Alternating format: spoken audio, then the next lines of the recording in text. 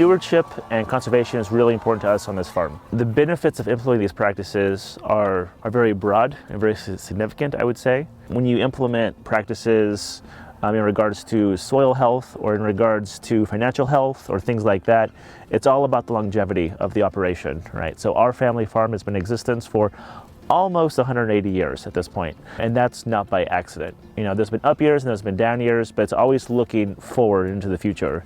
So all the things that we're doing, it's all about what we can do to pass it to the next generation.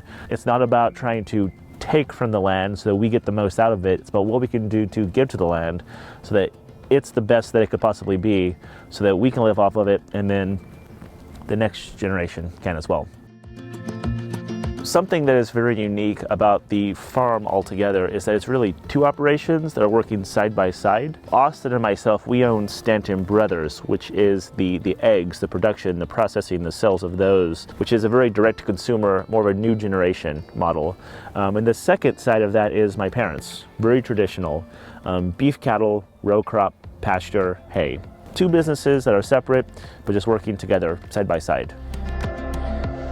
Something that we do with the chickens is every 2 years we clean out the barn. What we do is we take that manure from the birds and then we actually spread that on the fields. So technically the chickens are using the manure to then go to the fields for the milo, to then be harvested to feed the birds to lay more eggs. And it's a giant cycle, which we really like, to be able to use that and reuse what we have already been given. And I started with cover crops originally with cheat. Or actually in the fall it'll come up and harbor through the winter and the cows would graze it. It'd be there in the spring and it makes the beans, and when they come up they stretch for their sunlight. And then by June you've got a cover that keeps the ground a little cooler maybe, so it don't get as hot, and it holds the moisture, don't evaporate. Whenever we're applying fertilizer, we wait till the day before or the day of whenever we're going to go plant. Major benefit is we want that fertilizer to not be activated until the plant needs it. We're also very cautious about when we apply it and how we apply it and to what extent.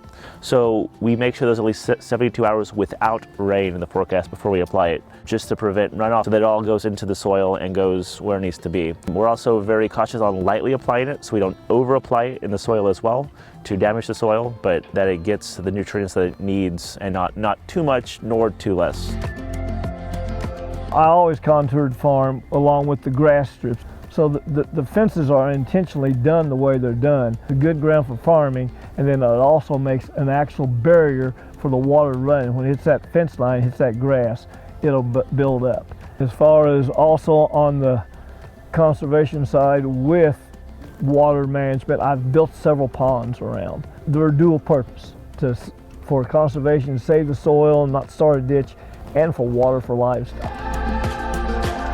I believe, and we all believe, in the use of good data, and in using that to make better and more efficient business decisions for our operation.